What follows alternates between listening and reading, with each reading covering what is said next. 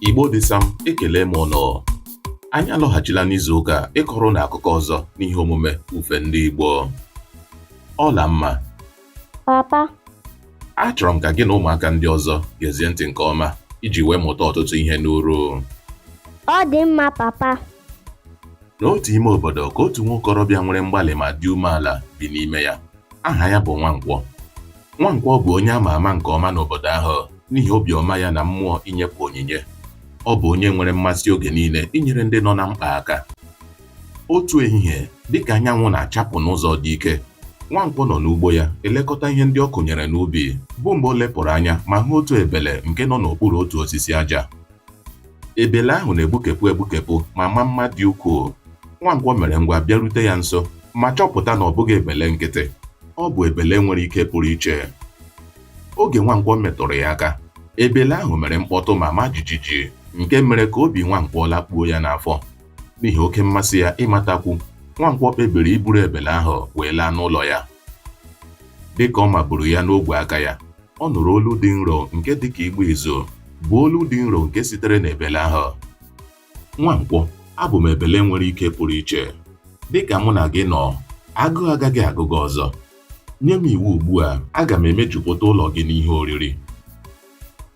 Anya Nwankwọ wee jupụta n'ịtụnanya na obi ụtọ. O debere ebele ahụ n'otu oche dị n'ime ụlọ ya wee nye ya iwu n'olu dị nro: mejupụta ụlọ m n'ihe oriri.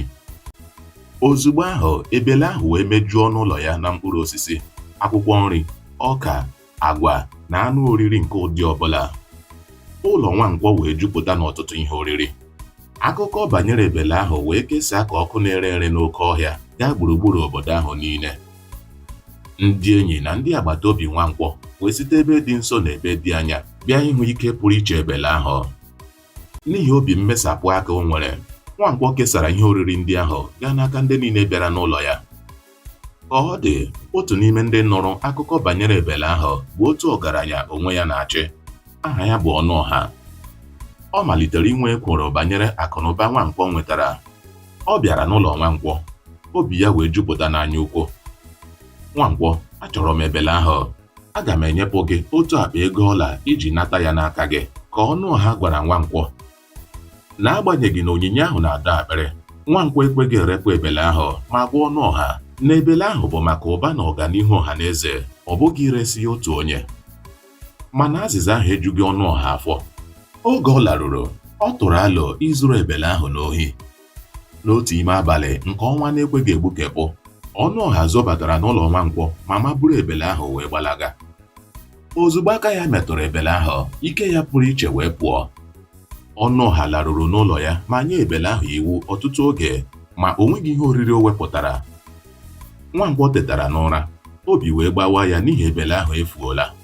Ọ chọrọ ya ọtụtụ ụbọchị wee nọrọ n'iru uju. Mgbe ọtụtụ izu gafere, Ọnụọha mere ngwa weghachite ebele ahụ n'ụlọ Nwankwọ. O gburu ikpere n'ala wee rịọ Nwankwọ mgbaghara, gwa ya na ọ bụ anya ukwu ya kpaliri ya izuru ebele ahụ n'ohi. Nwankwọ gbaghara ya wee nara ya ebele ahụ. Ozugbo aka Nwankwọ metụrụ ebele ahụ, ike ya na mma ya wee lọghachi. Nwankwọ nyere ya iwu n'olu dị nro imejupụta mbara ezi ahụ n'ihe oriri. Ebele ahụ mezuru ọchịchọ obi ya. Ọha obodo wee zukọ n'obi aṅụrị dịka Ọnụọha nyere Nwankwọ aka ikesa ihe oriri ndị ahụ. Nke atọ m iche. Ndị okenye na-ekwu sị, akụ na ụba abụghị ihe onwunwe mmadụ chịkọtara, kama na-agụ obi onye ahụ imesapụ aka ma mee ka o rute ndị ọzọ. Nke ahụ bụ eziokwu papa. N'ebe a ka anyị ga-achịsa ọwa n'akụkọ nke taa. Ọla mma, anyị ga-alawa. Imeela papa, imeela. Onye ọma m, tutu ruokwa n'izuụka ọzọ, ka emesịanụ. Ka emesịanụ. Ngwa kọba n'ọba soshal midia chanel anyị ugbu a. Gosi anyị na ị hụrụ ihe anyị na-eme n'anya, depụtara anyị uche obi gị, ma nyere anyị aka kesara ya ọha na eze. Daalụ sọ.